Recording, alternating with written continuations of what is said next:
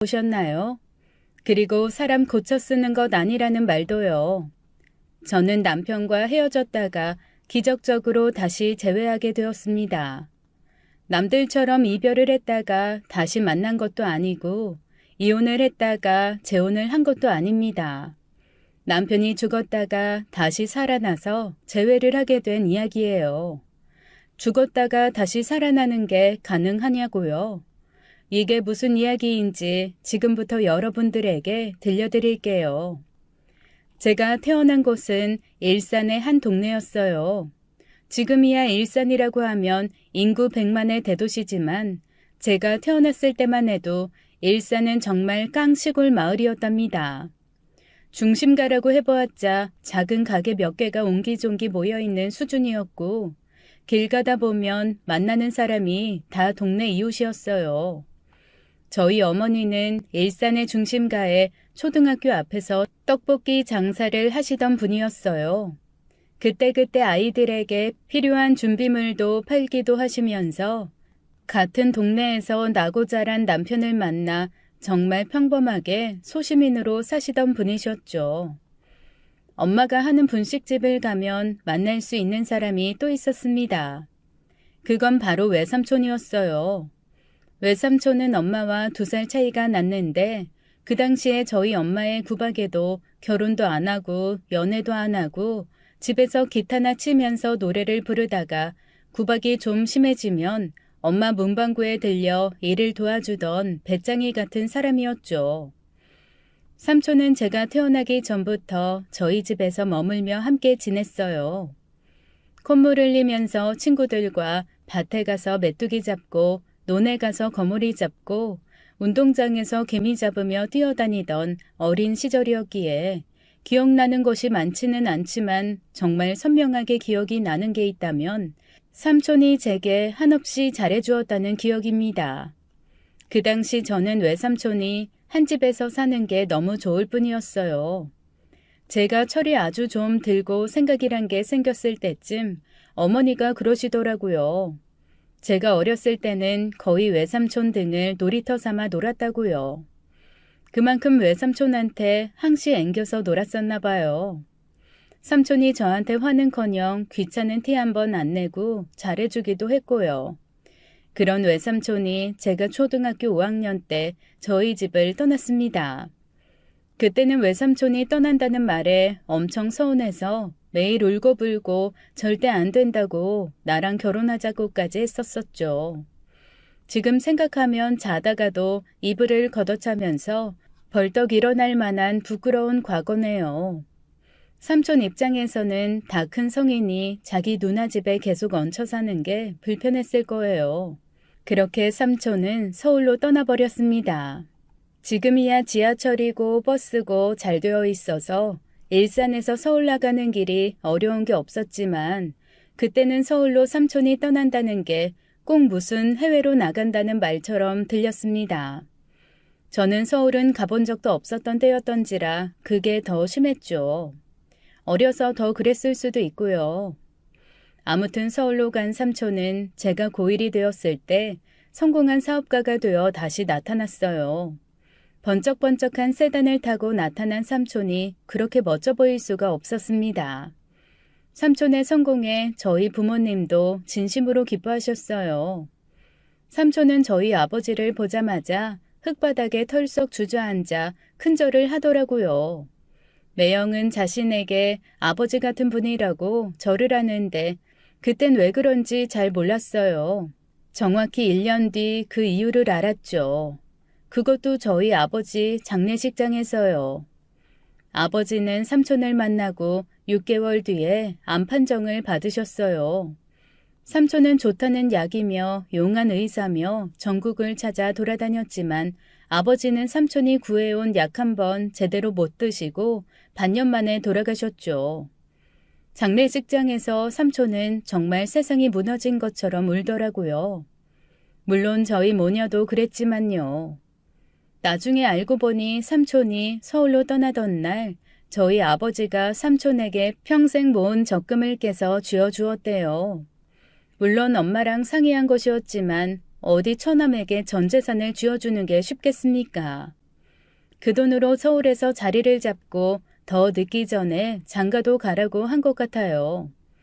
하지만 삼촌은 여자를 만나는 것을 포기하고 서울에서 장사를 시작했고 결국에는 성공을 하고 고향으로 돌아왔죠. 삼촌의 초기 사업 자금은 저희 아버지 돈이었던 것이었습니다. 그래서 더 삼촌이 아버지를 따랐었나 봐요. 무엇보다 아버지는 엄마와 결혼하고 10년 넘게 삼촌을 데리고 사셨기도 하셨고요. 그래서 저희 아빠를 삼촌은 아버지 같은 사람이라고 말하며 믿고 따랐던 것 같아요. 그렇게 삼촌의 도움으로 아빠를 잘 보내드렸어요. 삼촌은 장래 후에 저에게 대학 공부까지 책임져 줄 테니 공부를 열심히 해서 대학에 가라고 하셨습니다. 하지만 저는 그때나 지금이나 공부에는 별 관심이 없었어요. 그저 좋은 남자 빨리 만나서 결혼하고 가정에 충실하고 자식들 키우며 저희 어머니처럼 평범하게 살고 싶었죠. 외삼촌은 여자라도 대학을 나와 능력을 갖춰야 한다고 저를 뜯어말렸지만 제가 돌아가신 아빠를 닮아서 한 고집하거든요. 결국 제 뜻대로 대학은 안 가고 그 대신 시집가기 전까지 결혼 자금이나 모을 테니 취직을 하겠다고 했습니다. 제 고집에 삼촌과 엄마도 두 손 두 발 다 들었죠. 저거 치아빠 닮아서 고집이 저렇다. 영호야, 나중에 저승 가서 지숙이 아빠 만나도 매형 성격 지숙이가 꼭 닮아서 대학 못 보냈다고 당당하게 말해. 지숙이 너도 나중에 대학 왜 안 보내줬냐고 울고불고 해도 소용없어. 다 네 탓이니 억울해하지나 마. 저는 그렇게 집 근처에 있는 작은 도자기 공장에 취직을 하게 되었습니다. 모빌과 화분 그리고 작은 밥, 국그릇을 만드는 공장이었어요. 직원이 모두 합쳐 10명쯤 되는 작은 공장이었죠. 작은 공장이라 특별하게 하나의 일이 주어진 게 아니라 여러 가지 자잘한 일을 모두 도맡아 하는 일이었죠. 그곳에서 물건 재고 관리와 격리 일을 했고 점심때가 되면 식당 아줌마로 변신했어요.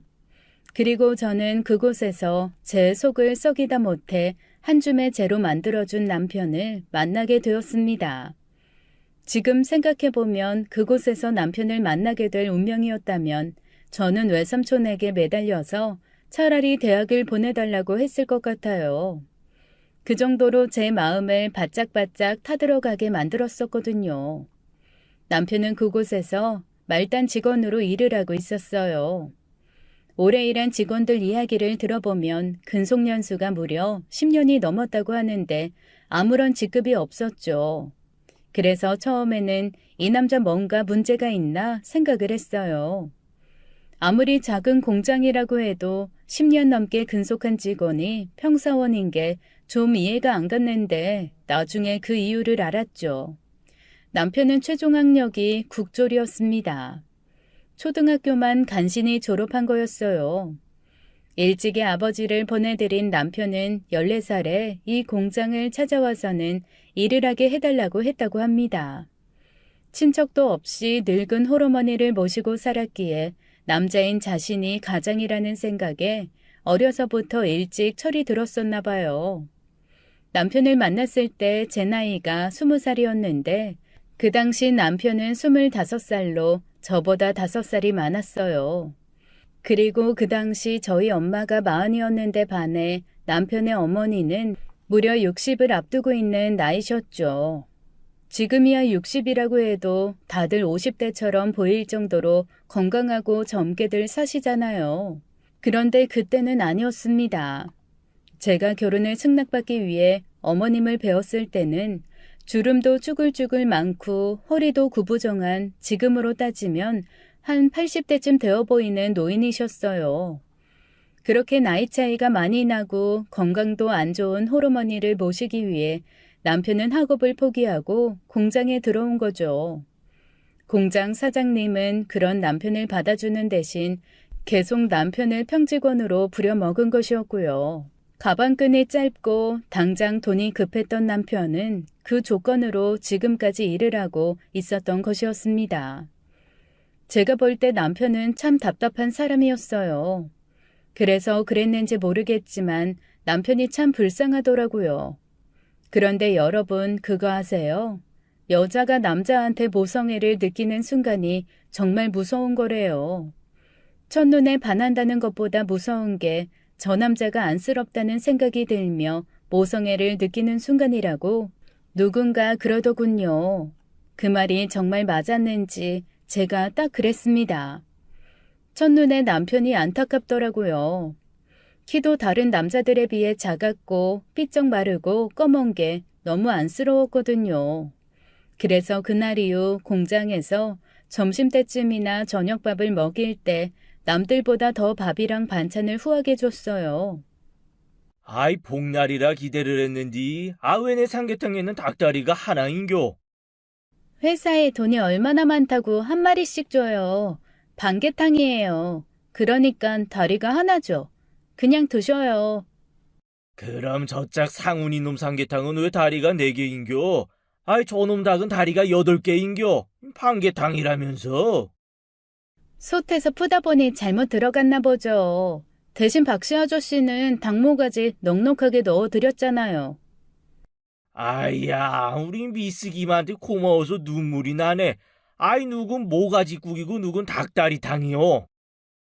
드시기 싫으시면 주세요. 아이고 박씨 그냥 드셔. 아이 하루 이틀도 아니구만. 어제는 감자탕을 했다더니 나한테는 등뼈는커녕 정말 감자만 주더만. 제 이런 관심을 남편도 눈치챘는지 어느 날부터 제게 관심을 보였습니다. 따지고 보면 먼저 관심을 보인 건 저였지만 막상 남편이 제게 관심을 갖기 시작하고부터는 부담스럽더라고요. 왜 안 그렇겠어요? 저는 불쌍해서 좀 잘해주었더니 이 남자는 저를 결혼 상대 대하듯 관심을 보이니 말입니다. 홀어머니 모시고 살면서 돈도 없고 멋도 없고 가진 거 쥐뿔도 없는 남자를 어느 정신 나간 여자가 좋아하겠어요. 하지만 앞서 말씀드린 것처럼 정말 모성애를 기반으로 하는 관심은 위험하더라고요. 제가 어느 순간 이 불쌍한 남자를 좋아하게 되었으니 환장할 노릇이었죠. 그렇게 알아가다 보니 이 남자 나쁜 사람은 아니었더라고요. 아니 바보처럼 보일 정도로 순수한 사람이었습니다. 나름 가슴 깊은 곳에 꿈도 가지고 있었고요. 쥐꼬리보다 아주 조금 긴 월급을 받으면서도 해가 뜨기 전에 출근해서 일 준비를 하고 달이 뜰 때 퇴근을 하는 성실한 사람이었죠. 아이고 그렇게 열심히 하면 누가 알아준다고 그려. 이리 와서 반주나 한잔 하면서 쉬엄쉬엄여. 사장 그 양반 일본 출장 간다고 이번 주에는 안 온다는데. 네, 이것만 마무리하고요. 상훈 씨, 이리 와 앉아. 그렇게 한다고 그 사장놈이 월급이나 올려주겠어? 저번에 월급 봉투 보니 내가 다 속상하더라. 저 같은 놈 받아주셨는데 감사히 해야죠. 저것도 병이요 병. 에잉. 남편은 누구보다 일도 잘했어요. 직급이 없어 언제나 말단직이었지만 누구보다 일에 대한 이해도도 높았죠. 남들은 시키는 일만 하고 그나마 사장이 없으면 띵까띵까 술까지 먹으며 놀았지만 남편은 언제나 주어진 일을 묵묵히 해내는 사람이었습니다. 아이고 참 이리 와서 앉으라니까. 네가 그러고 있으면 우리가 불안해서 어디 술이나 마시겠냐. 저러는 거 보니 사장이 심어놓은 끈어풀 아니요.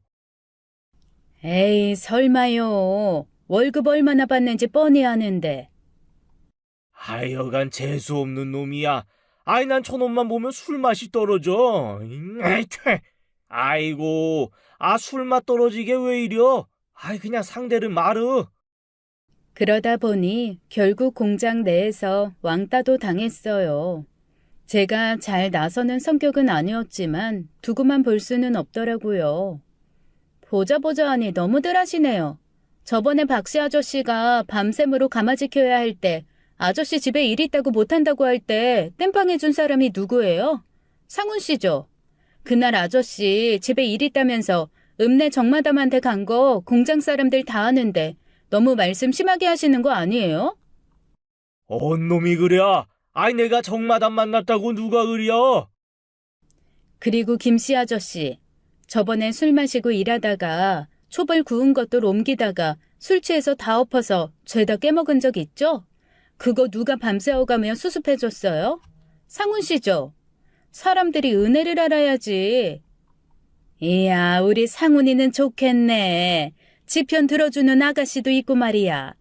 이러다가 정분 나겠네.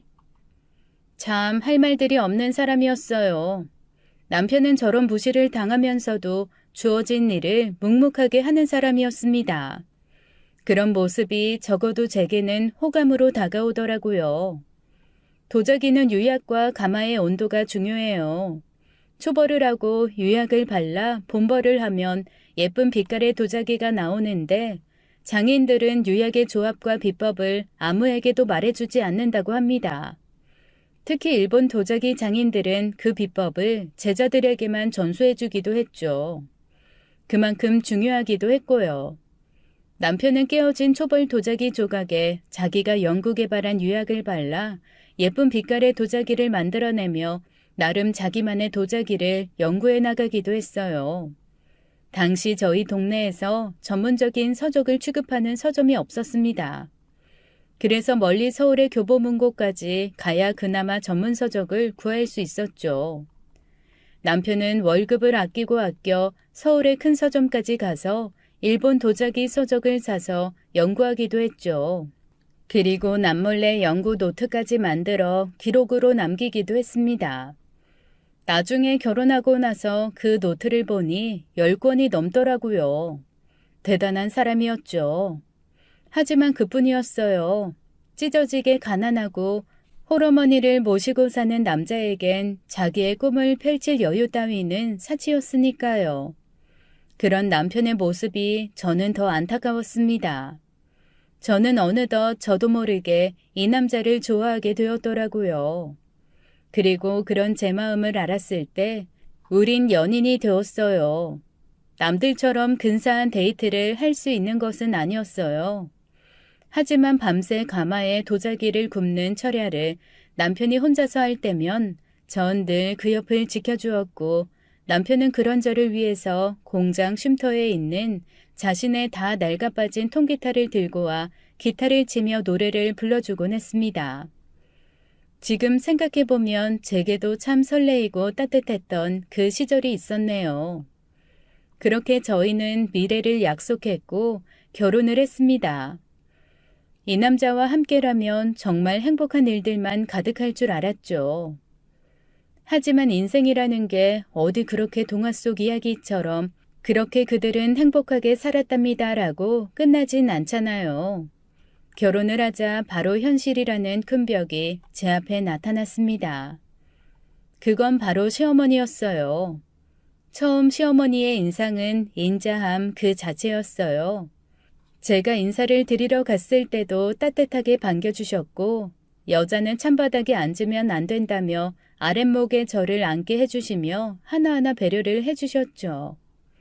처음 인사드리러 간 자리에서 저를 위해 시어머니가 차려주신 진수성찬을 배 터지게 먹고 나올 수 있었습니다. 이런 시어머니라면 아무리 가난해도 마음고생은 안 하겠다 싶었죠. 무엇보다 한결같이 우직하게 저를 아껴주는 남편도 있었고요. 그래서 비록 가난했지만 결혼을 결심하게 되었습니다. 동네에 있는 하나뿐인 식장에서 조촐하게 식을 올렸어요. 저희는 시어머니를 모시고 살았습니다. 남편과 제가 모아둔 돈과 시어머니가 당시 남편과 살고 있으시던 전셋집 보증금을 빼서 방이 2개인 좀 더 넓은 집으로 이사를 해서 신혼을 시작했죠. 물론 홀시어머니를 모시고 신혼을 시작한다는 것이 저도 무척이나 싫었지만 다른 선택을 할 수가 없었어요. 남편이 워낙 가진 게 없어서 어쩔 수 없이 선택한 방법이었습니다. 당연히 친정엄마는 결혼 전부터 걱정이 많으셨어요. 네 시어머니가 지금 연세가 몇이라고? 지금 60 초반쯤이시지? 세상에, 장서방을 그럼 30이 한참 넘어서 낳으신 거네. 워낙 씨가 귀한 집안이라 그 일을 늦게 가지셨다네. 너 괜찮겠어? 씨가 귀하다고 저러시는 거 보면 결혼하고 나서 아들 손주 타령하실 게 내 눈엔 뻔히 보이는데. 안 그러셔. 나한테 얼마나 잘해주시는데. 결혼 전에는 당연히 잘하지. 너 도망갈까봐 이 맹추야. 설마 엄마도 상훈 씨 성격 알잖아. 그 자식의 그 부모겠지. 못된 사람은 아닐 거야. 착한 시모 못된 시모가 따로 있니? 그냥 앞에 씨가 붙으면 불편해지고 싫어지고 그러는 거야. 네가 아직 안 당해봐서 그러는 거지. 그리고 엄마는 네 시어머니 네가 모시고 사는 것도 싫어. 그냥 엄마가 신혼집 구할 돈 보태줄 테니까 분가해서 살아. 네 시어머니는 원래 사시던 곳에 사시면 되잖니. 얼마 전에 네 삼촌 영호도 연락 와서는 그러더라. 신혼집 구할 돈 없으면 해주겠다고. 삼촌이? 아니야, 됐어. 그러면 상훈 씨도 자존심 상할 거야.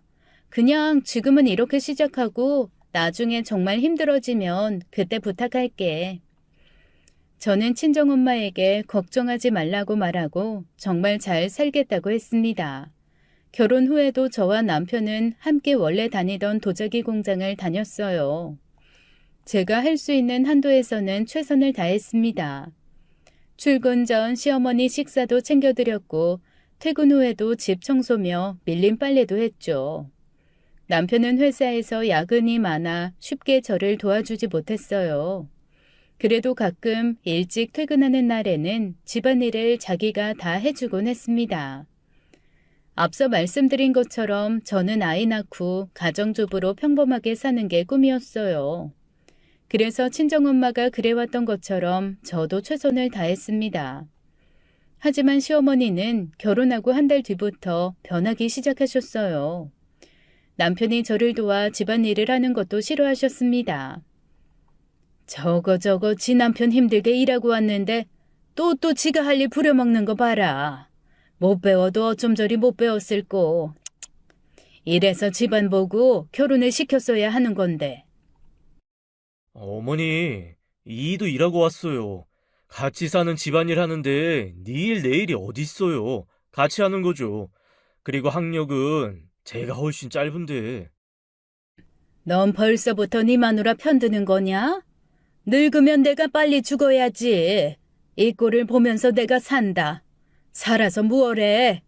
그래, 애미가 미안하다. 하나뿐인 아들 공부도 못 시켜줘서. 어머니, 그런 말씀이 아니라. 애미야, 나가서 쥐약이나 사와라. 쥐약은 왜요, 어머님? 먹고 콱 뒤져볼란다.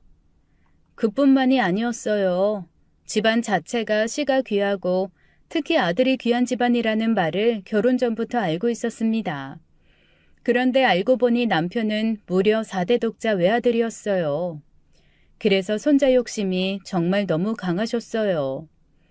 주변에서 이상한 이야기를 듣고 와서는 아들 낳는 비법이라며 제게 이상한 행동을 강요하셨죠. 한 번은 정체를 알 수 없는 뿌옇게 노란 물을 델몬트 병에 4병이나 가지고 들어오셨어요. 병 바닥에는 이상한 침전물들이 가라앉아 있는데 보는 순간 느낌이 쎄했죠. 어머님, 이건 뭐예요? 네 약이다. 비싸고 몸에 좋은 거니까 아침, 점심, 저녁으로 시간 날 때마다 한 사발씩 마셔. 다 마시면 내 어찌해서든 또 구해오마. 약이요? 저 아픈 것도 없는데 이게 뭔데요, 어머님? 결혼한 지 1년이 다 돼가는데 내 손주 소식이 없잖니. 내가 하도 답답해하니 사거리에서 전파사 하는 파주댁이 그러더라. 이 비법 물을 먹으면 바로 아들을 임신할 거라고. 그래서 내가 큰맘 먹고 구해왔다.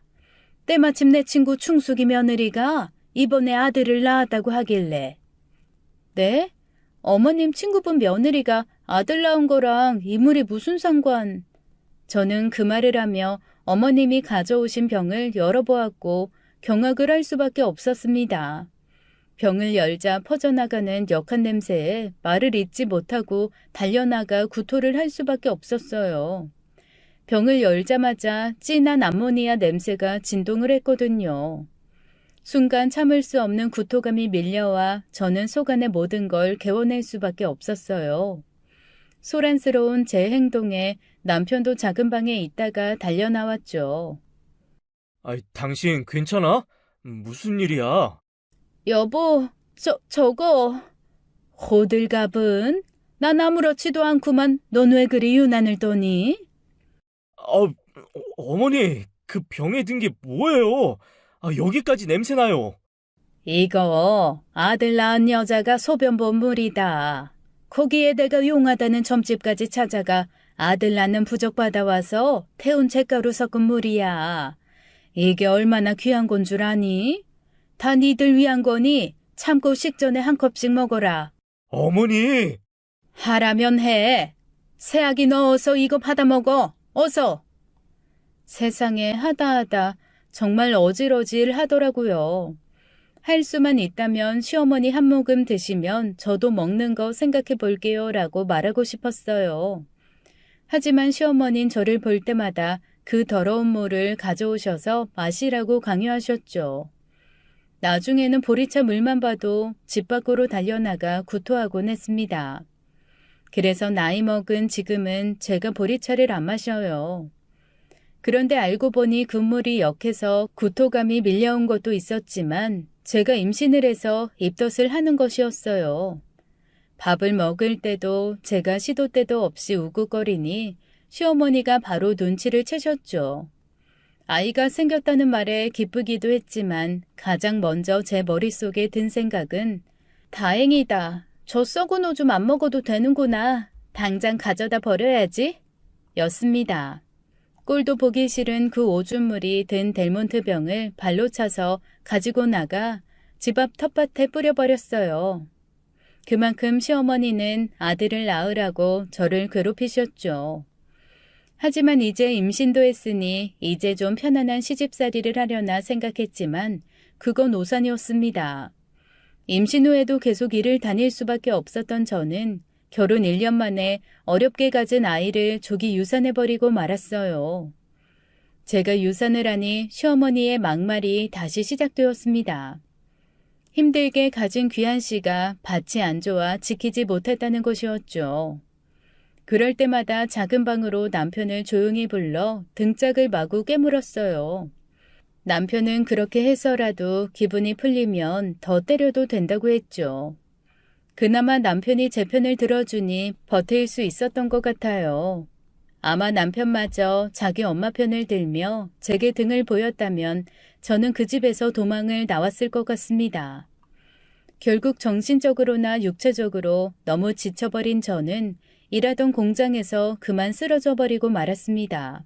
가마터에서 있는 남편과 직원들에게 점심을 가져다 주기 위해 밥과 반찬을 나르다가 그대로 정신을 잃고 쓰러져 버린 것이었죠. 하필 가마터로 가는 길에 아주 작은 실개천이 있었는데 다리를 건너다가 쓰러진 저는 그 실개천 아래로 떨어지고 말았어요. 병원에서 눈을 떠보니 남편이 옆에서 눈이 벌게져선 저를 지켜주고 있더라고요. 제가 눈을 떼자 남편은 오열하며 닭똥 같은 눈물을 뚝뚝 흘렸죠. 저는 이 사고로 한쪽 팔과 갈비뼈, 쇄골, 그리고 안화골절까지 생기는 큰 부상을 당하고 말았습니다. 안화골절은 눈 주변을 감싸고 있는 뼈가 골절되었다는 거예요. 제 경우는 다리에서 떨어질 때 얼굴 쪽으로 떨어져 안화골절이 굉장히 심했어요. 그래서 수술 후에도 양쪽 눈 압력이 달라져서 초점이 잘 안 맞았습니다. 때문에 저는 만성 두통을 안고 살게 되었죠. 그리고 한쪽 얼굴은 흉터와 함께 부어있는 흉한 모습으로 수년을 살게 되었습니다. 병원비가 걱정된 저는 2주일 이상은 경과를 보며 입원해 있어야 한다는 의사의 말을 무시하고 5일 만에 퇴원을 해서 집으로 돌아왔어요. 감사하게도 제가 입원해 있을 때 찾아와 주신 삼촌과 친정엄마가 병원비는 모두 지불해 주셨더라고요. 하지만 그동안 시어머니는 단 한 번도 병원을 찾아오지 않으셨죠. 집으로 돌아가니 시어머니는 등을 보이며 앉아 있으셨어요. 그리곤 저를 보자마자 첫 마디가 이거였습니다. 너는 어찌 된 게 다 큰 애가 칠칠맞게 다리에서 떨어지니? 못난 얼굴 그 꼴은 또 뭐고? 꾹 눌러 참았어요. 그때 시어머니와 싸우며 소모할 정신력도 없었거든요. 그저 작은 방으로 들어가 이불을 펴고 누웠습니다. 그때 저희 부부방으로 시어머니가 들어오셔서는 약초 보따리를 던지셨어요. 어서 멈추으리고 이것부터 먹어라. 시어머니가 던진 약초 보따리를 보니 한약이더라고요. 순간 시어머니가 말은 저렇게 차갑게 하셨어도 제가 걱정이 되었구나 하는 생각에 조금 감동을 받을 뻔했습니다. 진짜 딱 3초 정도요. 하지만 그건 제 몸을 걱정해서 지어온 한약이 아니었죠. 당연했어요. 다시 임신 준비해야 하지 않겠니? 내가 정말 용하다는 한약방에서 지어온 거니? 정성껏 다려먹고 먹을 때마다 삼신할매한테 기도도 하고 그러거라. 제가 죽다 살아난 것은 아무런 관심이 없는 시어머니였습니다. 역시나 오직 손주 뿐이 모르는 사람이었죠. 이쯤 되니 제 인내심도 존경할 수준이었어요. 어머니, 저 아직 아파요. 의사 선생님도 병원에 더 있어야 한다고 하셨는데 돈 걱정도 되고 일 걱정도 돼서 퇴원한 거예요. 그런데 저 보시자마자 제 걱정 한마디 없이 또 임신 이야기라뇨. 살았으면 됐지. 무슨 걱정을 해. 내가 걱정한다고 네 몸이 좋아지니? 그럼 말해라. 걱정해 줄 테니까. 그리고 네가 잘못해서 이 사달을 내놓고는 어디서 감히 시어머니한테 목소리를 높여? 네 집에서는 이렇게 버르장머리 없이 굴라고 널 가르치디? 고양 것. 2번 말하게 하지 말고 비싼 약이니까 빼먹지 말고 챙겨 먹어. 평소에도 워낙 막말을 많이 하시는 시어머니셨기에 그날도 막말하는 그 말들을 한 귀로 듣고 한 귀로 흘리고 있었습니다. 그런데 마지막 말이 흘려지지가 않았어요. 비싼 약? 어머님, 비싼 약이요? 어머님이 돈이 어디 있으셔서 비싼 약을. 그렇게 막말을 잘하시던 시어머니가 제 말에 아무 말씀을 못 하시더라고요. 순간 아차 싶은 기분이 들었고 저는 급하게 제 방에 있는 서랍장을 뒤졌습니다. 제가 사고로 병원에 실려가기 전날은 남편과 제 월급날이었어요. 그때 월급을 월급 봉투에 담아 현금으로 주던 시절이었습니다. 그래서 받은 월급을 서랍장 깊숙한 곳에 넣어두었고 제가 다음날 사고를 당한 것이었죠. 설마 하는 기분으로 서랍장을 찾아보았지만 역시나 돈은 보이지 않았어요. 어머님, 여기 있는 돈 어디 갔어요? 설마 그 돈으로 약 사신 거예요? 그게 귀한 약재라. 빨리 안 사면. 남은 돈은요? 다 쓰신 건 아니실 거 아니에요. 귀한 약재인데 한두 푼 하겠니? 머릿속이 하얗게 변하더라고요. 정말 아끼고 쪼개서 살아야 한 달 간신히 살 수 있는 귀한 돈이었는데 시어머니는 그 돈을 아들 낳아주는 한약값으로 한 방에 홀랑 털어버리고 오신 거였습니다. 정말 기가 막히고 코가 막혀 딱 죽고 싶더라고요. 그때부턴 저도 정신 나간 사람처럼 소리를 지르고 지어온 약을 환불해 오시라고 했죠. 하지만 시어머니는 당당하셨어요. 가장 먼저 해야 할 것이 아들을 낳는 것이라고 소리에 소리를 지르셨죠. 온 가족이 이제 굶어 죽을 판인데 아직도 저런 소리를 하는 시어머니가 정말 지긋지긋했습니다. 그때 뒤늦게 남편이 집으로 들어왔어요. 그리고 모든 상황을 알게 된 남편은 더 이상 저와 시어머니가 함께 사는 것은 위험하다고 판단했는지 다음 달 분가하자고 하더군요. 당연히 시어머니가 자기를 버리는 것이냐며 소리를 지르셨지만 남편은 이미 결정했는지 꼼짝을 하지 않았습니다. 그렇게 저희는 고향 마을을 떠나게 되었고 시어머니는 다시 작은 집으로 옮겨 일산에 남게 되셨어요. 저희가 이사를 가는 날 시어머니가 남편 손을 잡고 미안하다고만 말씀하시더라고요. 새로운 곳에서 터를 잡자는 남편 말에 저는 외삼촌이 있는 서울로 가자고 했습니다. 남편이 공장을 그만두며 받은 퇴직금으로 저희는 서울에 단칸방을 구했어요. 그리고 새로운 일자리를 구하는 남편 소식을 들은 친정엄마는 외삼촌에게 이야기를 전해 외삼촌 공장에서 남편이 일하도록 해주었어요. 외삼촌은 그 당시 밥그릇과 국그릇을 대량으로 생산하는 공장을 운영하고 있었는데 그건 역시 세라믹이었기에 남편이 원래 하던 일과 깊은 관계가 있었죠. 그래서 남편도 외삼촌 공장에서 적응을 잘했습니다. 무엇보다 이전에 남편이 다니던 공장보다 대우가 좋았어요. 갑질도 없었고 왕따도 없었습니다. 급여도 이전보다 훨씬 좋았죠. 정말 외삼촌에게 고마울 따름이었어요. 언젠가 그 말을 전달하니 남편이 그만큼 일을 잘해줘서 준 거라고 하더라고요. 서울에 자리를 잡고 결혼 후 처음으로 제대로 된 신혼생활을 즐겼습니다. 남편도 외삼촌 공장에서 인정을 받으며 잘 적응해 갔고요. 마음이 편해져서일까요? 저는 서울로 이사를 오고 2년 만에 임신을 하게 되었습니다.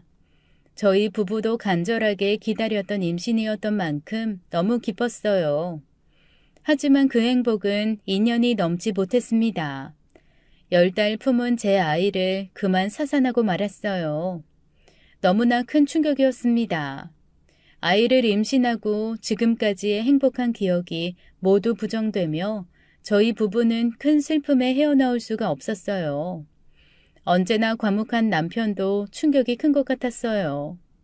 남편은 그날 이후 외삼촌 공장에 출근을 하지 않고 술독에 빠져 살았습니다.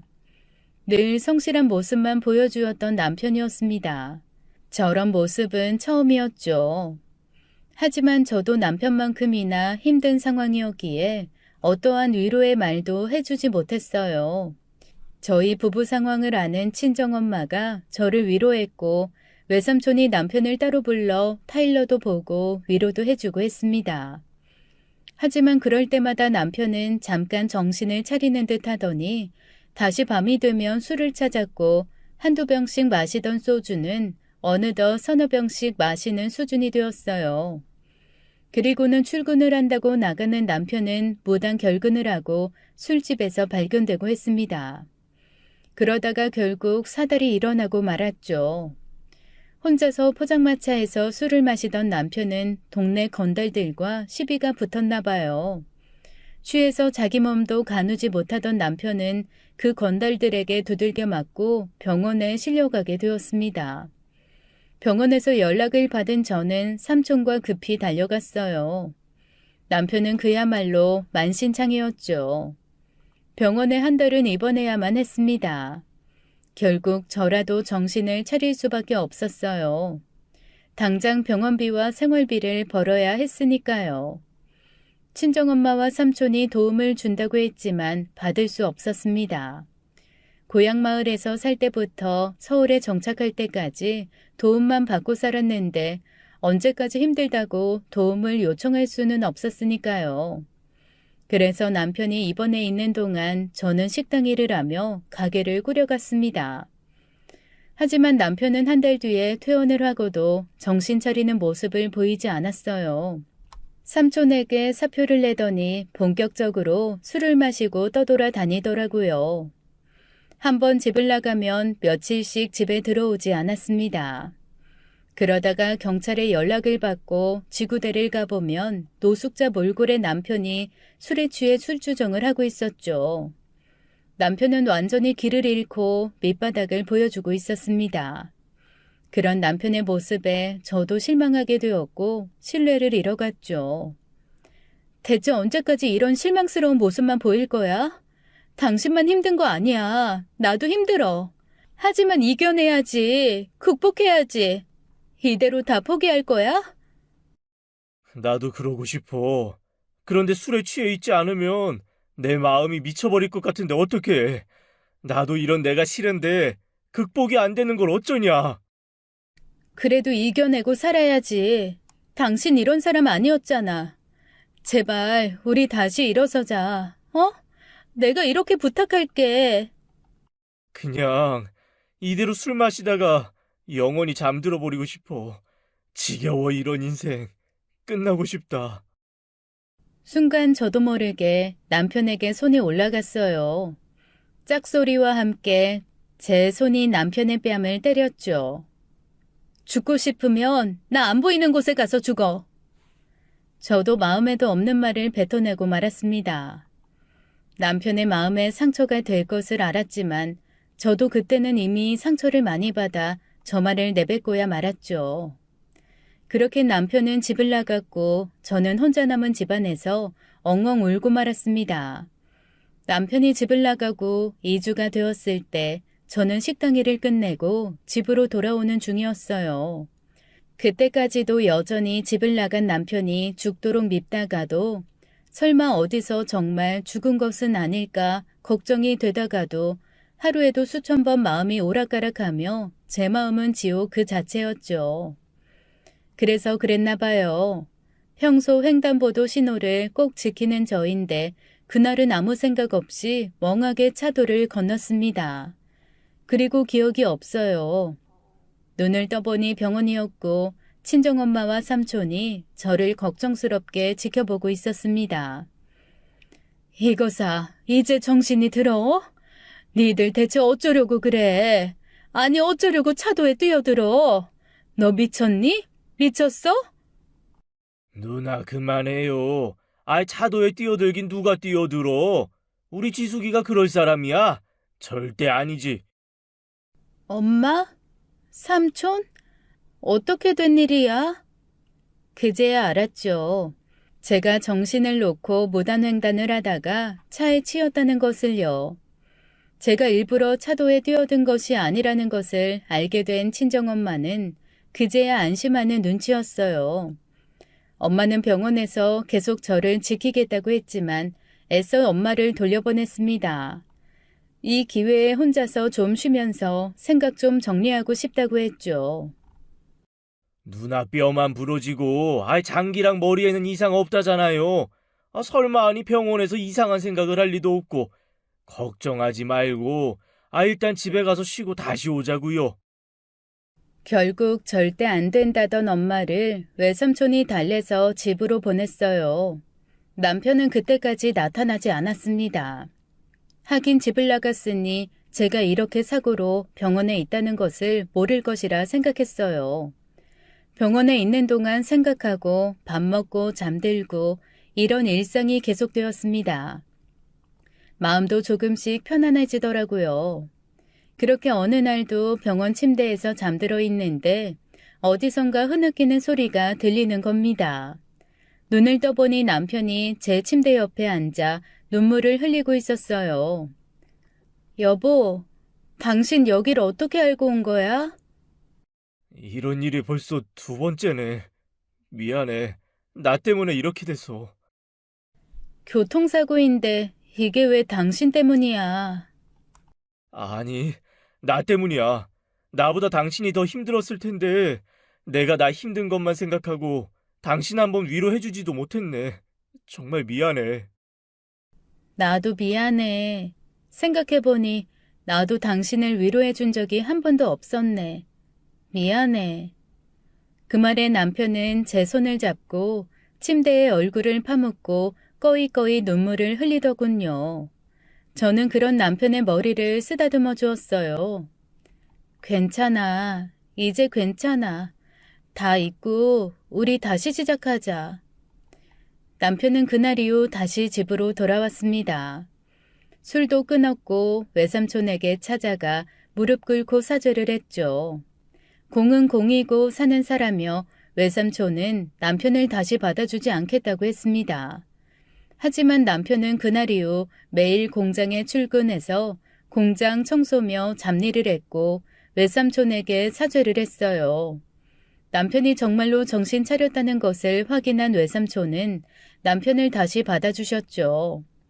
그렇게 저희 모두 원래의 자리로 돌아왔습니다. 남편은 처음 그 모습처럼 다시금 성실한 모습을 보였습니다. 그리고 저희 사이 다시 아기도 찾아왔죠. 제 나이 30쯤 가진 귀한 아이였어요. 남편과 똑같이 생긴 아들이었어요. 살림살이도 여유로워졌고 제가 처음 꿈꿔왔던 완벽한 가정으로 다시 탄생했죠. 남편은 이후 10년 넘게 외삼촌 공장에서 일을 했어요. 처음에 말한 것처럼 외삼촌은 밥그릇이나 국그릇, 접시 등을 만드는 공장을 운영합니다. 모두 도자기로 만들어서 주로 일본에 수출을 해요. 그런데 아무래도 특색이 크게 없는 공장 제품이라 저가 공세를 하는 중국산과는 가격 경쟁에서 이길 수가 없었죠. 외삼촌의 사업은 점점 기울어갔고 나중에는 정말 막다른 길에 내몰린 만큼 힘든 상황이 지속되었어요. 그때쯤 남편이 아이디어를 냈습니다. 일본인들이 좋아할 만한 아기자기하고 독특한 색을 내는 그릇을 만들어 팔자고요. 가격 경쟁에서 승부를 볼 수 없다면 제품의 퀄릿에서 차별성을 두자고 했어요. 그리고는 예전에 자신이 도자기 유약과 가마의 온도 등을 연구한 노트를 삼촌에게 보여주었다고 합니다. 반신반의한 삼촌은 시험 삼아 남편이 말한 그릇 등을 만들었는데 그 빛깔이 너무나 예뻤어요. 남편이 만든 그릇에 한눈에 반한 삼촌은 곧장 생산에 들어갔고 소량 생산으로 일본 구매자들 반응을 떠보았죠. 결과는 반응이 아주 좋았어요. 소량이긴 하지만 초기 생산 분량이 삽시간에 판매 완료되었죠. 삼촌은 이거다 싶었는지 바로 남편과 상의를 하며 다양한 제품을 만들어 판매했고 그 덕분에 중국산 제품에 밀려 부도 위기까지 갔던 삼촌의 공장은 기사회생을 하게 되었습니다. 그 이후 남편의 삼촌 공장 내 입지가 달라졌죠. 언제나 삼촌은 남편을 옆에 끼고 다니며 사업을 구상했어요. 한 번은 자식이 없는 삼촌이 자신이 나중에 낙향을 하면 공장을 남편에게 물려주고 싶다는 말을 제게 넌지시 밝혔을 정도였습니다. 모든 것이 완벽하다고 생각된 그때쯤이었어요. 남편은 외삼촌 공장에서 일을 하며 여유가 생기자 한 가지 취미가 생겼습니다. 그건 바로 낚시였어요. 주말마다 낚시를 하러 가는 것은 아니었고 공장에서 친하게 지내던 공장장님과 어울리며 공장 일이 잘 안 풀릴 때면 함께 낚시를 다니곤 했습니다. 그때도 공장장님과 상의를 할 것이 있다며 남편은 낚싯대를 챙겨서 길을 나섰죠. 2박 3일로 다녀온다고 했기에 간만에 머리 좀 식히고 맛있는 것도 많이 먹고 오라고 했어요. 저녁 늦은 시간에 공장장님과 출발을 했습니다. 저는 아들 녀석 숙제도 봐주고 드라마도 보며 평소와 다름없는 시간을 보내고 있었어요. 그런데 하루가 지나고 늦은 밤 제 전화가 울리기 시작했습니다. 모르는 번호였죠. 순간 알 수 없는 불길한 기분이 들었어요. 아이, 재수씨, 상훈이가. 공장장님, 왜 그러세요? 저희 남편이 왜요? 울지 말고 말씀 좀 해주세요. 여기 홍땡강이에요. 아이, 그런데 상훈이가 낚시하다가 제가 잠시 자리를 비운 사이 강으로 들어간 것 같아요. 불길한 느낌이 틀리지가 않았습니다. 저는 평소 친하게 지내던 옆집 언니에게 아이를 부탁한 뒤 당장 공장장님이 말한 홍땡강으로 달려갔어요. 공장장님이 말한 장소 근처를 가니 이미 경찰차와 구급차 등이 와 있었죠. 어떻게 된 거예요? 우리 남편 어디 있어요? 네? 정상훈님, 아내 되시는 분이신가요? 네, 저희 남편 지금 어디 있어요? 아무 일 없는 거죠? 네? 제발 그렇다고 말씀해 주세요. 부군께서 현재 강에 들어가셨다가 실종이 되셨어요. 지금 저희 쪽에서도 최선을 다해 찾고 있습니다. 강이라뇨? 그이는 수영을 못해요. 그런데 강에 왜 들어가요? 재수씨. 공장장님, 이게 대체 어떻게 된 거예요? 그이가 왜 강에 대체 왜 들어가요? 저도 잘 모르겠네요. 아니, 낚시하면서 가볍게 소주 한 잔씩 나눠 마시고 있었는데 갑자기 더 이상 사는 게 싫다고 신세 한탄을 하더라고요. 제가 다들 그렇게 산다고 위로해주고 잠시 화장실을 갔다 왔는데 이 상훈이 그놈이 갑자기 강으로 들어갔어요. 그럴 리가 없어요. 저희가 얼마나 행복했는데. 제가 죽일 놈입니다. 그런 말을 하는 놈을 두고 화장실을 가는 게 아니었는데. 너무나 충격이었습니다. 저는 남편이 행복한 줄로만 알았어요. 하는 일들도 잘 되고 있었고 경제적으로도 힘든 게 없었죠. 무엇보다 남편은 아들을 정말로 많이 아끼고 사랑했어요. 그런 남편이 저와 아들을 두고 이런 극단 선택을 했다는 것이 믿기지 않았습니다. 경찰과 119 구조대, 잠수대원들까지 총출동해서 남편을 찾았지만 결국 남편의 흔적을 찾을 수는 없었어요. 경찰은 마지막까지 함께 있었던 공장장님의 조사까지 했지만 별다른 혐의점을 찾지 못했다고 했습니다. 남편의 마지막을 함께한 사람이기에 경찰에서 조사를 하긴 했지만 저도 지난 10년간 함께한 공장장님을 의심하지는 않았어요. 공장장님은 남편보다 7살이 많았는데 외삼촌이 처음 사업을 시작했을 때 가장 처음으로 뽑은 직원이라고 했습니다. 사람이 정이 많아 저희 가족에게도 항시 베풀 줄 아는 사람이었고 특히 제 남편 상훈 씨를 잘 챙겨주는 사람이었어요. 남편은 항시 공장장님이 친형처럼 느껴진다며 잘 따르기도 했고요. 저는 남편이 왜 저런 선택을 한 것인지 이해가 되지 않았어요. 남편은 강에서 실종이 된 이후 한 달간 시신조차 발견이 되지 않았습니다. 남편을 찾아 헤매던 경찰과 구조대 분들도 이틀 정도 찾아보고는 그 뒤로 철수를 해버렸죠. 그저 극단 선택이라고 자기들끼리 결론을 짓는 것 같았어요. 충격을 받은 저는 결국 정신과 치료까지 받는 지경에 이르렀습니다. 저를 상담해준 의사 선생님께서는 우울증으로 극단 선택을 하는 사람들 중 많은 수가 평소에는 그 특이점을 찾지 못한다고 하셨어요. 그리고 극단적 선택을 했을 때 비로소 주변 사람들이 알게 된다는 것이었죠. 제 남편이 그런 케이스 같아 보인다고 했습니다. 저는 그 말을 믿을 수가 없었어요. 함께 살아온 세월이 얼만큼인데 제가 제 남편을 모를까요? 남편은 그럴 리가 없는 사람이었습니다. 겁도 많은 사람이었거든요. 그래서 저는 남편이 어디에선가 살아있을 거라 믿었습니다. 분명 무슨 이유가 있을 것이라 생각했어요. 하지만 저 말고 주변 사람들은 제 생각과 달랐죠. 이제 그만 장서방 놔줘. 지금까지 소식 없는 거 보면 그날 그곳에서 엄마, 그게 무슨 소리야? 시신도 발견 안 됐잖아. 난 이 사람이 너무 지쳐서 어디에선가 숨어서 살고 있다고 생각해. 이거사, 숨어서 살 거면 돈이라도 챙겨서 떠났겠지. 아무것도 없이 집 나간 장서방이 지금까지 어떻게 숨어서 살겠어. 그리고 공장장님 말 못 들었어?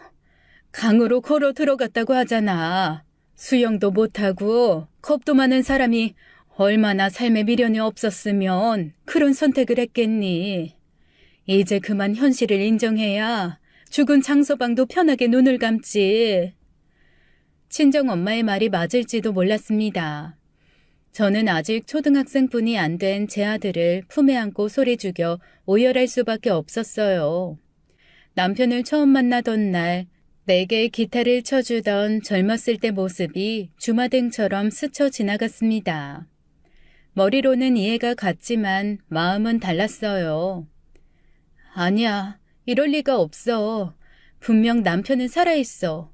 그 사람이 이런 선택을 할 리가 없어. 도저히 남편이 죽었다는 생각이 들지 않았습니다. 그렇게 축 처진 어깨로 집에 돌아왔을 때 누군가 저를 불렀어요. 저 혹시 성함이 김지숙님이신가요? 네, 맞아요. 제 이름인데 누구시죠? 장상훈 씨 아시죠? 네? 네, 제 남편이에요. 제 남편 이름을 어떻게 아세요? 그게 남편분이신 장상훈 씨는 지금 저희 집에 숨어 계세요. 네? 정체를 알 수 없는 여자의 말은 충격이었습니다. 모두가 죽었다고 생각하는 남편이 살아있다는 말이었어요. 저는 그 여자에게 자세한 것을 물어볼 수가 없었습니다. 그럴 정신도 없었죠. 단지 그 여자가 지금 남편이 있는 곳이라고 알려준 그 여자의 집으로 당장에 택시를 타고 달려갈 수밖에 없었어요. 의문의 여성이 사는 곳은 단양의 한 작은 마을이었습니다. 홍땡강에서 실종된 남편이 왜 100km도 떨어진 단양에 숨어 있는지 이해가 가지 않았어요. 택시를 타고 가는 동안 의문의 여성에게 제 남편에 대해 물어보았지만 여성분은 직접 가서 만나서 대화를 나누라는 말만 했죠. 그때까지는 그 여자가 의심스러워서 조심스러웠습니다. 따라가도 될까라는 마음도 들었지만 달리 방법이 없었어요. 지푸라기라도 잡자는 심정으로 택시 기사님을 재촉할 뿐이었죠. 한참을 달려가 도착한 그 집에는 의문의 여성의 부모로 보이는 노인분들이 저를 맞이해 주었습니다. 문을 열고 들어가자 그곳에는 믿을 수 없는 모습에 제 남편이 침대에 누워 있었어요. 여보? 당신이야? 여보, 이게 대체 어떻게 된 거야? 내가 얼마나 당신을 찾았는지 알아? 대체 이 모습은 뭐고? 머리에 붕대는 왜 하고 있는 거고? 얼굴이며 몸 곳곳에 찢어지고 터진 상처가 있는 남편은 머리에 붕대를 댄 상태로 침대에 걸터 앉아 있었어요. 저는 달려가 남편을 안아주었고 남편도 저를 안아주었죠. 미안해. 이제야 찾아서. 보고 싶었어. 내가 다 설명할게. 이어 남편의 입에서 나온 지난 한 달간의 시간은 정말 충격 그 자체였습니다. 믿을 수가 없는 일이었죠. 저는 남편의 지난 이야기를 듣고 반나절은 미친 듯 눈물을 흘릴 수밖에 없었습니다. 저는 아침 해가 뜨기 전 어둑한 새벽에 그 집을 나왔습니다. 그리고 남편이 제게 쥐어준 이 모든 일의 비밀이 담긴 가방을 소중하게 들고 택시를 탔어요. 서울 구로로 가주세요. 빨리요, 아저씨. 저는 서울에 도착하자마자 가장 먼저 경찰서로 향했습니다. 그리고 삼촌의 공장으로 달려갔죠. 제가 삼촌 공장에 도착했을 때 직원들이 분주하게 작업을 하고 있었고 그곳에는 공장장님도 있었어요. 재수씨 어쩐 일이요? 이렇게 일찍 걸음하시고 아직 상훈이 소식 없죠? 에휴, 저도 사는 게 아니에요. 그런데 무슨 일 있어요? 왜 이렇게 화가 나 저는 저를 보고 반가워하며 다가오는 공장장 명헌의 뺨을 온 힘을 다해 날려버렸습니다. 짝소리와 함께 그의 뺨에는 새빨간 제 손자국이 남았고 황당해하는 공장장은 자신의 뺨을 어루만지며 저를 쳐다보았죠. 쓰레기 같은 인간. 내 남편이, 우리 가족이 너한테 어떻게 했는데 이런 식으로 뒤통수를 쳐? 죽어, 이 악마야. 재수씨, 대체 왜 이래요? 낯술했어요? 직원들 앞에서 이게 무슨 짓이야? 아이씨. 그때 제 뒤에서 저를 따라오던 건장한 남자 3명이 공장장 명헌을 에워쌌습니다. 박명훈 씨, 당신을 살인미수 혐의로 긴급 체포합니다. 당신은 묵비권을 행사할 권리가 있고 당신이 하는 말은 법정에서 당신에게 불리한 증거가 될 수 있습니다. 그리고 당신은 변호사를 선임할 권리가 있고요. 이게 무슨 소리야? 당신들 누구야? 경찰 맞아? 재수씨, 말 좀 해봐요. 이 사람들 뭐야? 살인미수? 지금 장난합니까? 내가 누굴 죽이려고 했다고? 시치미 떼지 마. 내 남편 네가 죽이려고 했잖아. 그게 무슨 개소리야. 내가 그때 분명 다 설명했잖아요. 그렇게 상훈이 놈 그리워하더니 드디어 미친 거야? 박명훈 씨, 자세한 건 서로 가서 이야기하시죠. 형사의 말에도 공장장 명언은 끝까지 발버둥을 치다가 나중에는 도망을 가려고 했죠. 저는 잽싸게 도망가는 명언의 뒤통수를 제 핸드백으로 쳐버렸습니다. 그리고 저와 함께 온 형사 3명이 명언을 잡아 경찰서로 데리고 갔어요. 공장 직원들은 영문도 모르고 저마다 수군수군거리며 황당해했습니다. 저는 공장장 명언을 잡은 형사들과 같이 경찰서로 갔어요. 그리고 경찰서에는 제게 남편의 소식을 전해준 의문의 여성과 그 여성의 아버지가 먼저 와 있었죠. 그리고 한 달 전 그날의 진실을 하나도 빠짐없이 진술했습니다. 한 달 전 공장장 명언은 제 남편과 낚시를 갔어요. 그리고 그곳에서 말싸움이 일어났죠. 시작은 작은 말싸움이었다고 남편이 알려주었습니다. 남편과 공장장이 낚시를 가기 며칠 전 외삼촌은 남편을 새로운 프로젝트 팀장으로 임명한 거였어요. 그리고 공장장 명언은 그 결정에 앙심을 품은 거였죠. 사장의 신임을 얻은 제 남편을 시기 질투한 명언이 먼저 시비를 걸었습니다. 작은 말싸움은 불이 번지듯 큰 싸움으로 번져갔다고 했어요. 당시 공장장이었던 명언은 사장인 제 외삼촌이 일선에서 물러나면 그 공장의 경영을 자신이 도맡아 할 거라고 생각했었나 봅니다. 그런데 따지고 보면 굴러온 돌이었던 제 남편이 자기보다 사장의 신임을 더 얻어가니 분노를 참을 수가 없었던 거였죠. 결국 말싸움을 하던 공장장 명언은 돌을 집어들어 제 남편을 내리쳤던 것이었어요. 순간 정신을 잃은 남편은 물속으로 빠져 떠내려갔는데 공장장 명언은 마치 남편이 물속으로 스스로 걸어들어가 극단적인 선택을 한 것처럼 진술을 한 것이었습니다. 그곳을 아무리 찾아도 남편을 찾을 수 없었던 것은 명언이 신고를 하루 지나서 했기 때문에 찾을 수 없었던 것이었어요. 무엇보다 한 달 전 그날은 마침 물살도 평소보다 더 강했다고 하더군요. 공장장 명언은 그렇게 남편은 물속에서 죽었을 것이라 생각한 것 같습니다. 하지만 떠내려가던 남편은 기적적으로 나무 토막에 몸이 걸려 떠내려가다가 강 건너편에 도착했다고 했어요. 남편은 간신히 정신을 차렸지만 돌로 머리를 심하게 맞은 충격 탓이었는지 며칠간 아무 기억이 나지 않았다고 했습니다. 다만 남편의 온몸을 지배한 건 공포였어요. 그래서 본능적으로 그곳에서 도망을 쳤다네요. 미친 듯이 도망쳐서 사람이 없는 것 같은 농가에 숨어 있다가 남아있는 음식이나 잡초들을 먹고 밤이 되면 또 도망쳤다고 했습니다. 머리를 다쳐 자신이 왜 도망을 쳐야 하는지도 모르고 무작정 달린 거였죠. 그렇게 낮에는 빈집에서 숨어 있고 배가 고프면 길가에서 닥치는 대로 주워 먹거나 하며 밤이 되면 미친 듯이 달려 도망을 쳤다고 했습니다.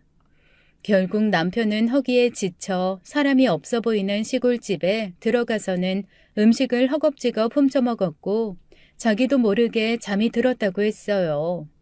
그리고 그곳이 의문의 여성과 노부부의 집이었던 것이었죠. 그곳은 남편이 큰일을 당한 곳에서 무려 100km나 넘게 떨어진 단양이었어요. 노부부는 처음에는 남편을 경계했지만 머리의 상처와 남편의 몰골을 보고 무슨 사고를 당한 것이라고 생각했나 봅니다. 바로 병원에 가자고 하며 경찰을 부르려 했지만 남편은 바들바들 떨며 제발 살려달라고 누군가 자기를 죽이려고 한다며 아무에게도 연락하지 말아달라고 빌었다네요. 노부부는 그런 남편의 모습에서 1년 전 노름꾼들에게 빚을 졌다는 이유로 맞아 죽은 자신의 막내 아들 모습이 보였다고 했습니다. 여러 가지 대화 끝에 남편이 자신의 이름조차 기억하지 못하는 모습을 본 노부부는 남편을 불쌍하게 여겨 며칠 정도 기억이 돌아올 때까지 숨겨주었다고 했어요. 정신이 돌아오면 사정 설명을 듣고 경찰에 신고를 하던지 할 생각이었죠. 그리고 집에서 남편을 치료해주게 된 것이었습니다. 그렇게 5일 만에 자신이 안전하다는 마음이 든 남편은 점점 기억이 돌아오기 시작했죠. 그리고 조각난 기억이 돌아온 남편은 제게 연락을 한 것이었습니다. 공장장 명언이 그날 이후 제게 어떻게 했는지, 상황이 어떻게 돌아가는지 몰랐던 남편은 자신을 구해준 그 노부부의 딸에게 부탁을 해선 제 집을 찾아가 상황을 살펴달라고 부탁을 한 것이었어요. 그리고 저를 마주한 여성분은 저를 남편에게 데리고 온 것이었고요. 경찰서에서 여성과 노인의 증언을 들은 공장장 명언은 저 사람들이 거짓말을 하는 것이라고 큰 소리를 쳤습니다. 당당하게 자신은 떳떳하다고 큰 소리치는 그 모습에 이가 갈렸죠. 하지만 잠시 후 휠체어를 타고 등장한 남편의 모습에 얼굴이 하얗게 질려버렸습니다. 상훈이냐? 아이, 살아있었어. 왜? 귀신이라도 나타난 것 같냐?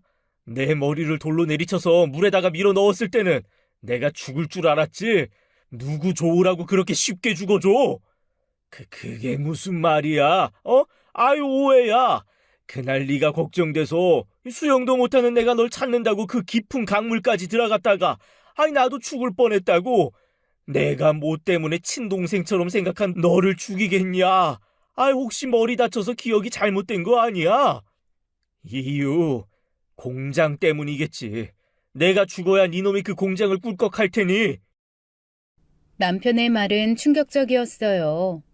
공장장은 처음에는 진심으로 공장을 위하며 열심히 일했답니다. 사장인 외삼촌도 그런 공장장을 좋아했고요. 하지만 그 이후 입사한 제 남편이 공장의 부도 위기를 넘기게 해주고 그 이후에도 남편이 연구개발한 제품으로 공장이 승승장구하자 외삼촌은 공장장보단 남편을 더 가까이 대했다고 합니다. 무엇보다 자기 조카의 남편이기도 했으니까요. 점점 명언의 눈에는 제 남편이 자기 자리를 위협하고 있는 남자로 보였던 것이었죠. 결국 이 문제로 남편과 함께 낚시를 간 명언은 돌로 남편을 내리친 것이었습니다. 그리고 물속으로 밀어 넣은 후에 남편이 스스로 물로 걸어 들어가 극단 선택을 했다고 거짓 진술을 한 것이었죠. 우발적인 살인 미수는 맞는 것 같았어요. 경찰들도 그렇게 생각했고요. 만약 공장장 명언이 처음부터 남편을 죽이고자 마음을 먹었다면 돌로 내리친 후에 확실한 죽음을 확인하고 시체를 계획적으로 처리했을 겁니다. 그렇게 되었다면 정말 돌이킬 수 없는 끔찍한 현실을 저는 맞이해야 했겠죠. 남편의 말에도 공장장 명언은 당당했습니다. 상훈이 너, 정말 너무하는구나. 그래, 네 말이 맞다고 치자. 이 증거 있냐? 증거 있냐고? 증거? 네가 지금 머리를 다쳐서 미쳐 날뛰는 건 줄, 누가 알겠냐? 아니, 미친 거지. 이게 말이 되냐? 증거를 달란 말이야, 증거를. 명헌은 끝까지 자신의 범행을 인정하지 않았습니다. 오히려 남편을 미친 사람으로 몰아갔고 증거를 내놓으라고 큰 소리를 쳤어요. 증거요? 갑자기 돌을 맞아서 강으로 빠져 떠내려간 남편에게 증거가 있을 수 있었을까요? 공장장 명언도 그걸 알기에 저렇게 당당하게 나오는 거였겠죠. 하지만 남편에게는 증거가 있었어요. 공장장 명언과 다툼이 있던 그날, 명언은 공장을 차지하겠다는 야욕을 드러냈습니다. 남편은 이대로 두면 안 될 것 같다는 생각에 명언 몰래 핸드폰으로 명언의 본 모습을 몰래 촬영하고 있었던 것이었죠. 그리고 그러는 사이 명언은 남편을 돌로 내리찍었고 남편은 강에 빠진 것이었어요. 남편은 돌로 머리를 맞는 순간 자신이 죽어 강바닥에서 시체로 발견되더라도 명언이 범인이라는 것을 세상에 꼭 알리고 싶었다고 말했습니다. 그래서 꺼져가는 의식 속에서도 그 모든 영상이 촬영된 핸드폰을 손에 꼭 쥐고 있었다고 해요. 그래서 놀랍게도 남편이 깨어났을 때도 자신의 폰은 손에 꼭 쥐어져 있었다고 합니다. 남편의 의지가 증거를 지킨 거죠. 그리고 제가 남편을 만나고 소중하게 들고 나온 가방 속 그 물건이 증거가 저장되어져 있던 남편의 핸드폰이었어요. 저는 그날 아침 곧장 경찰서로 가서 이 모든 사실을 털어놓았고 바로 경찰들과 함께 공장으로 향한 것이었습니다. 요즘 우리나라 핸드폰 기술이 얼마나 좋나요? 생활 방수라고 하나요? 남편의 핸드폰은 물속에서 젖어 있었지만 안의 내용은 충분히 복구가 가능한 수준이었습니다. 경찰은 진술의 신빙성이 충분히 있다고 판단되어 공장장 명원의 영장을 청구했고 결국 공장장 명원은 구속이 되었습니다. 남편의 핸드폰을 복구하니 역시 남편 말대로 명원의 짐승만도 못한 짓이 아주 선명하게 다 촬영되어 있었어요. 다른 증거는 필요도 없었습니다. 결국 공장장 명원은 살인미수를 법정에서 인정받아 징역 15년을 선고받았죠. 법정에서 판결을 받는 순간까지 명원은 자신의 잘못은 인정하지 않았습니다. 저희에게도 사과를 하지 않고 저주를 퍼부었죠. 결국 그 모든 것들이 고려되어 15년형을 받았어요. 그 과정을 지켜본 외삼촌은 믿었던 사람에 대한 배신으로 너무 큰 충격을 받아 어느 날 술을 마시다가 풍이 와서 쓰러지는 일까지 생겼습니다. 다행히 지나가는 행인이 급하게 119에 신고를 해주고 조치까지 취해줬기에 생각조차 싫은 일은 일어나지 않았지만 그 사건으로 삼촌은 거동이 불편해지셨어요. 그래서 외삼촌의 공장은 남편이 맡게 되었습니다. 아직도 이 일을 생각하면 이가 갈리고 손이 떨려와요. 남편은 그날의 사고로 말도 약간 어눌해졌고 왼팔과 왼다리를 절게 되었습니다. 다만 천만다행으로 남편이 죽지 않은 것에 저는 감사하고 또 감사하게 살고 있어요. 남편은 처음처럼 지금도 외삼촌의 공장을 잘 운영해 나가고 있습니다. 누구보다 먼저 공장에 나가 청소를 하고 누구보다 늦게 공장을 나서며 최선을 다해 일을 하고 있죠. 이제 바라건대 앞으로 저희 가족 앞길에는 더 이상 불행이 없는 행복한 꽃길만 있으면 좋겠습니다. 지금까지 제 긴 사연 들어주셔서 감사합니다. 지금까지 사연 읽어주는 남녀였습니다. 끝까지 시청해주신 여러분 감사드리며 저희는 다음 사연으로 돌아올게요. 감사합니다.